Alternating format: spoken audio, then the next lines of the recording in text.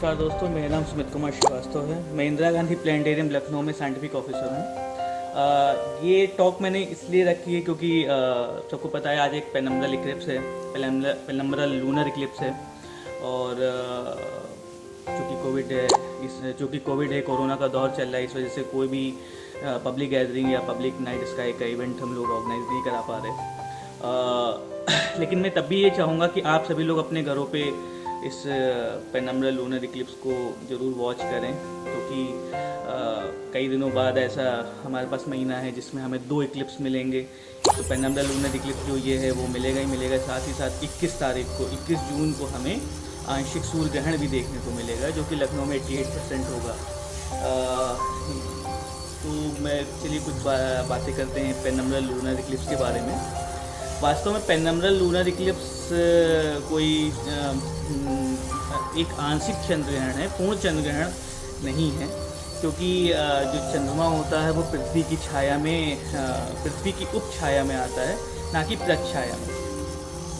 और पूर्ण चंद्र ग्रहण हम तभी कहते हैं जब चंद्रमा पूरी तरीके से पृथ्वी की मुख्य छाया या प्रच्छाया के भीतर समा जाता है। ठीक है, ओके।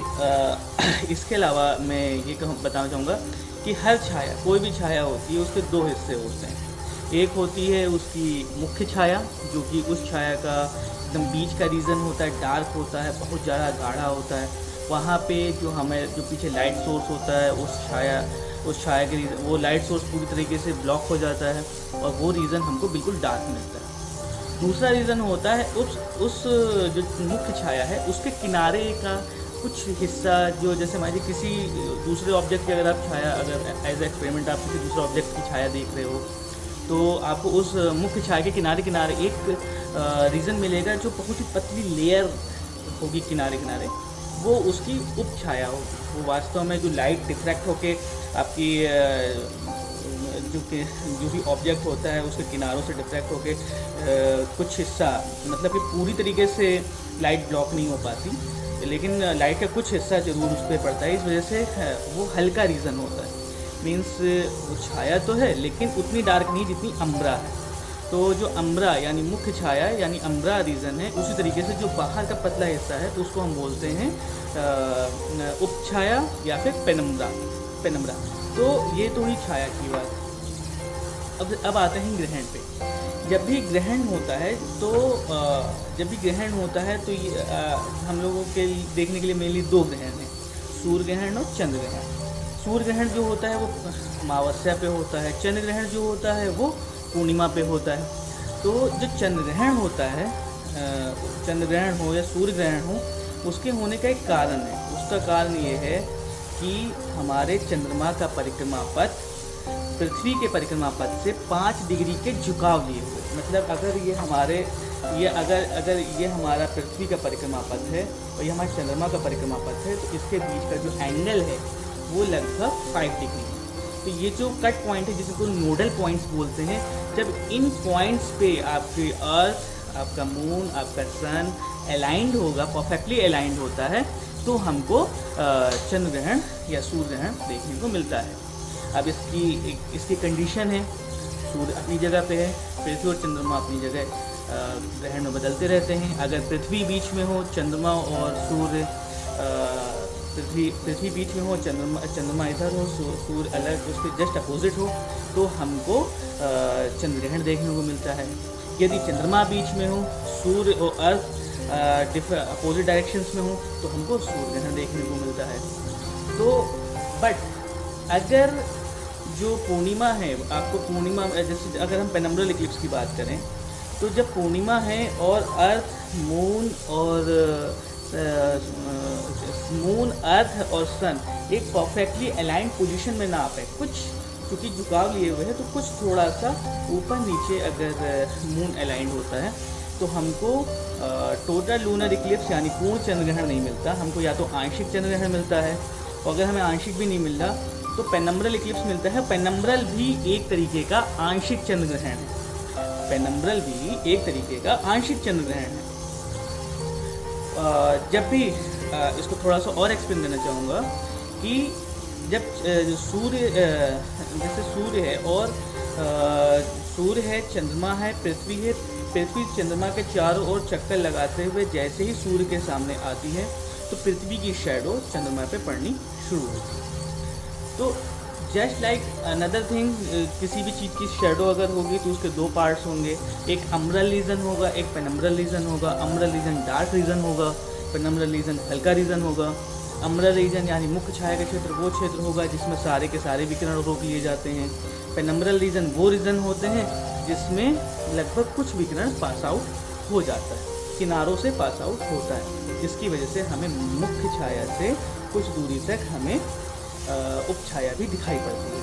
तो अगर चंद्रमा, पृथ्वी और सूर्य एक परफेक्टली अलाइंड पोजीशन में ना हो, एक सीध में ना हो, तो जो पृथ्वी की छाया है, जो चंद्रमा है, जो चंद्रमा पर पृथ्वी की छाया पड़ी, वो छाया ना पड़ के वो उपछाया रीजन से होके पास हो रहा होता है पेनम्ब्रल इक्लिप्स में। इसी वजह से क्योंकि ये पेनम्ब्रा से, इसके चंद्रमा पर पेनम्ब्रा, अर्थ की पेनम्ब्रा पड़ रही है, अर्थ की उपछाया पड़ रही है, इस वजह से इस ग्रहण को हम लोग उपछाई चंद्र ग्रहण कहते हैं। साथ ही साथ में अगर जैसे मान लीजिए अगर टोटल लूनर इक्लिप्स हो रहा होता, पूर्ण चंद्र ग्रहण हो रहा होता, तो हम लोग बात करते हैं मेनली 5 कॉन्टेक्ट्स। पहला कॉन्टेक्ट हमारा होता है कि चंद्रमा ने कब पेनम्ब्रल इक्लिप्स स्टार्ट हुआ, चंद्रमा का पेनम्ब्रल इक्लिप्स कब स्टार्ट हुआ। दूसरा पॉइंट हमारा होता है कि चंद्रमा का अम्ब्रल इक्लिप्स कब स्टार्ट हो रहा है। तीसरा पॉइंट मैक्सिमम कांटेक्ट कब है, यानी चंद्रमा पूर्णता को कब प्राप्त हुआ, यानी कि चंद्रमा पूरी तरीके से हमारी मुख्य छाया में कब पहुंचा। चौथा पॉइंट होता है कि चंद्रमा मुख्य छाया के कांटेक्ट को उसने कब छोड़ा।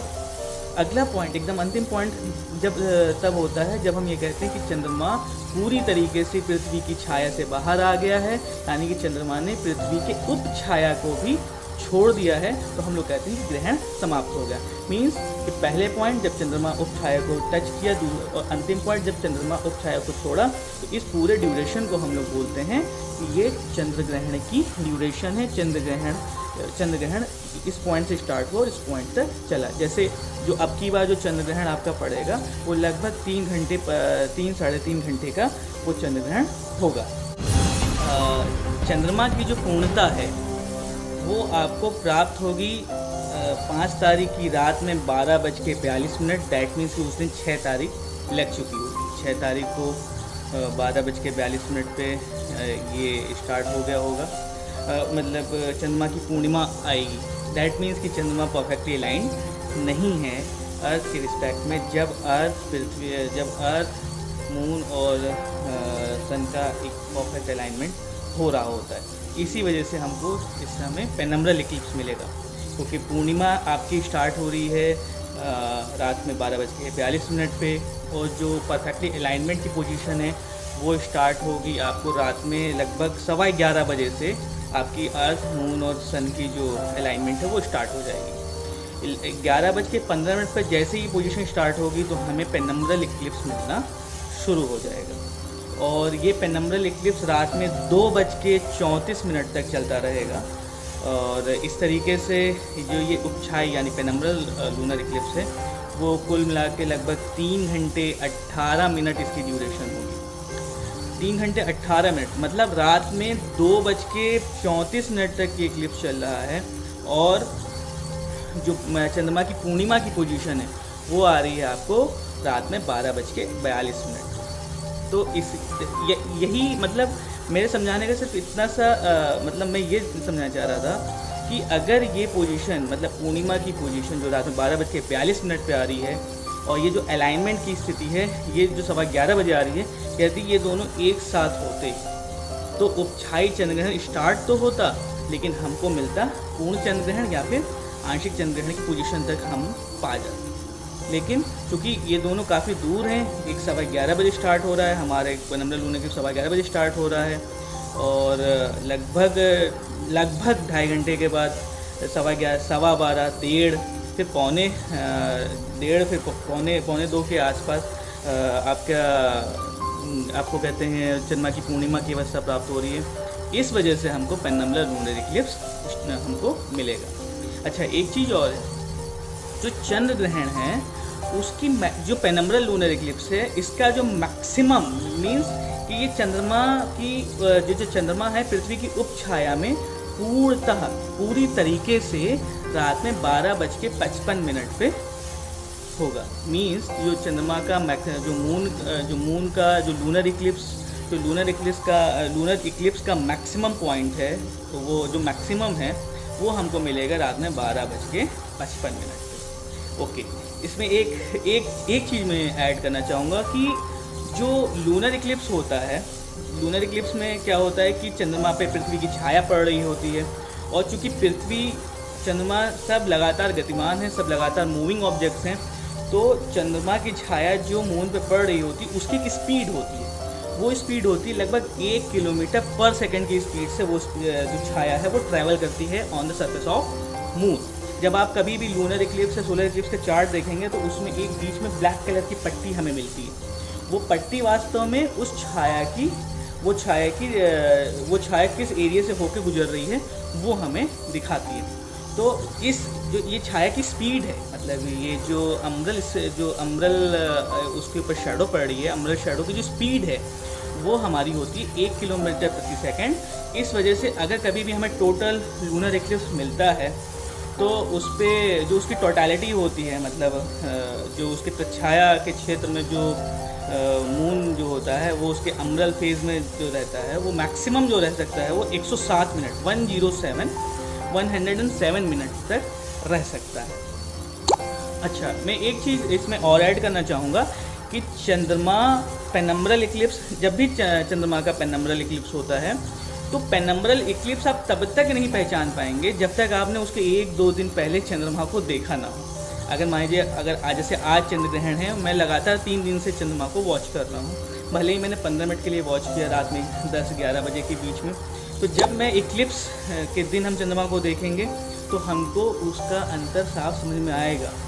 लेकिन पेनम्ब्रल इक्लिप्स की स्टार्टिंग पॉइंट, यानी कि पेनम्ब्रल इक्लिप्स कब स्टार्ट हुआ, कब आरंभ हुआ उसका, और पेनम्ब्रल इक्लिप्स का लास्ट कॉन्टैक्ट यानी कि कब वो ख़त्म हो रहा है पेनम्ब्रल इक्लिप्स, इसको देख पाना, इसको समझ पाना बड़ा मुश्किल होता है। लेकिन चूँकि ग्रहण है, काफ़ी दिनों बाद हमें मिल रहा है, इसको हमें मतलब इसको जब हम वॉच करेंगे तो जब ये मैक्सिमम कांटेक्ट पे होगा या मैक्सिमम कांटेक्ट पहुंचने वाला होगा, उससे बाहर आ रहा होगा, तो हमें ज़रूर चंद्रमा की रोशनी में फ़र्क मिलेगा। मीन्स जैसे अगर मैं कहूँ कि what is the best timing for observing the lunar eclipse, penumbral lunar eclipse, तो according to me this is the मतलब near about 12:30 to 1:30 you can watch, मतलब 12:30 से 1:30 बजे के बीच में पेनम्ब्रल लूनर इक्लिप्स को वॉच करने का सबसे बेहतरीन समय है। आप उसमें देखेंगे तो आपको चंद्रमा की रोशनी डिम नज़र आएगी, चंद्रमा धुंधला नज़र आएगा, उस पर ऐसा लगेगा जैसे बादल से निकल रहे हैं। और लेकिन ये सब तब पॉसिबल है जब मौसम आपका साथ दे। मैं बस इसमें सिर्फ एक पॉइंट और ऐड करना चाहूँगा, सिर्फ एक पॉइंट कि जो भी जैसे पुराने ज़माने में मायन सिविलाइजेशन थी, मायन सभ्यता थी, या सदर्न अमेरिकन कॉन्टिनेंट्स में रहने वाली डिफरेंट सभ्यताएँ थीं, और इवन हमारी हिंदू सभ्यता थी जो बहुत पुराने समय से चली आ रही है। तो हर सभ्यता ने अपने अपने अकॉर्डिंग मून को एक नाम दिया, जो फुल मून होता था उसको एक नाम दिया। जैसे जो आजकल काफ़ी प्रचलन में इस वक्त हैं, जैसे हिंदू सभ्यता की अगर बात करें तो माघी पूर्णिमा, शरद पूर्णिमा, गुरु पूर्णिमा, उन्होंने अलग अलग पूर्णिमा पे, हर पूर्णिमा पे कोई ना कोई त्यौहार, इवन होली भी एक पूर्णिमा पे ही त्यौहार मनाया जाता है, तो उन्होंने हर पूर्णिमा अमावस्या पे कोई ना कोई त्यौहार मनाया। इसी तरीके से जो बाहर की सभ्यता हैं उन्होंने भी हर पूर्णिमा को एक नाम दिया, जैसे कि hunter moon, weaver moon, full corn moon, milk moon, उसके अलावा जैसे मान लीजिए रेड मून। तो उन्होंने इवन अगर एक महीने में आपको 2 पूर्णिमा मिली तो उन्होंने सेकंड वाले को बोला ब्लू मून। तो मीन्स अगर आपके पास 12 महीने हैं तो उन्होंने 12 नाम दिए, और 12 नाम मिनिमम है, मतलब एक महीने के जो मून है वो अलग अलग सभ्यताओं ने अलग अलग नाम दिए। जैसे अभी कुछ दिन पहले जो गया था तो उसको हम लोग पिंक मून बोल रहे थे। उसको पिंक मून क्यों बोला जाता है, उसके पीछे भी एक पूरे लॉजिक चला कि एक फूल होता है जिसका कलर पिंक होता है, उसी समय खिलता है, पिंक मून। मतलब कहने का मतलब यह है कि उन्होंने हर फुल मून को एक नाम दिया। उसी तरीके से जो जून महीने का मून है इसको बोला जाता है स्ट्रॉबेरी मून। जून महीने के जब फुल मून होता है उसको हम बोलते हैं स्ट्रॉबेरी मून। और चूँकि फुल मून पे ही हमको पेनम्ब्रल लूनर इक्लिप्स मिल रहा है, तो ये वाला जो पेनम्ब्रल लूनर इक्लिप्स है उसको हम लोग बोलेंगे स्ट्रॉबेरी पेनम्ब्रल लूनर इक्लिप्स, ठीक है। और ये जो पूरा इक्लिप्स है वो आपको मिलेगा थ्रू आउट द एशिया, और मैक्सिमम यूरोप ये कवर कर रहा होगा, Australia, southern America, Pacific ocean means प्रशांत महासागर, Atlantic ocean, Antarctica and obviously हिंद महासागर। तो मीन्स काफ़ी बड़ा एरिया ये कवर कर रहा है। लेकिन ये पेनम्ब्रल लूनर इक्लिप्स है, खगोलकी में, एस्ट्रोनॉमी में कोई भी घटना छोटी बड़ी नहीं होती। ये आपके ऊपर है कि आपने कितनी घटनाएं ऑब्ज़र्व की हैं। आप जितनी ज़्यादा घटनाएं, जितनी ज़्यादा इंसिडेंट्स, सेलेस्टियल इवेंट्स आप ऑब्ज़र्व करेंगे, उतनी ही ज़्यादा आपको एस्ट्रोनॉमी को समझने की और जानने की इच्छा बढ़ती जाएगी। तो एज अ मेंटोर मैं सिर्फ यही कहूँगा कि आप लोग कोशिश करें कि रात में 11:30-12 बजे से मून को देखें, भले 10 मिनट देखें, 20 मिनट देखें, दूसरों को दिखाएं, बच्चों को दिखाएं, उनको इक्लिप्स के बारे में समझाएं, और भी जो इससे रिलेटेड मान्यताएं हैं जो घर में जुड़ी हुई हों उनसे परिचित कराएं। इससे जुड़ी हुई कहानियाँ, पौराणिक कहानियाँ, माइथोलॉजिकल, ये सारी चीज़ें आप उनको बता सकते हैं, समझा सकते हैं, लेकिन ये तभी है जब आप इक्लिप्स को देखें। अच्छा, दूसरी चीज़, चंद्र ग्रहण को नेकेड आई से देखने पे आँखों पे कोई इफेक्ट नहीं होता, तो ये पूरी तरीके से सेफ़ है, आप इसको देख सकते हैं। और इसी के साथ में अगर आपकी कोई भी क्वेरी हो तो आप मेरे को मैसेज करें, ईमेल करें। ईमेल कर सकते हैं आप upastroclub@gmail.com पे मैसेज कर सकते हैं आप मुझे 8009855777। इस नंबर पर अगर आप मैसेज करेंगे वो मेरे पास आएगा। एस्ट्रोनॉमी से रिलेटेड कोई भी मैसेज होगा मैं रिप्लाई दूंगा। मैं लेट रिप्लाई दूँ लेकिन मैं रिप्लाई ज़रूर दूंगा। अगर आप मेरे को मेल करेंगे, मुझे मेल मिल रही है तो मैं 100% उस पर रिप्लाई करूँगा। तो मैं यही चाहूँगा कि इन्जॉय द पेनम्ब्रल लूनर इक्लिप्स, और इस इक्लिप्स को एंजॉय करने के साथ ही में इसमें अपना इंटरेस्ट बनाए रखें। Thank you.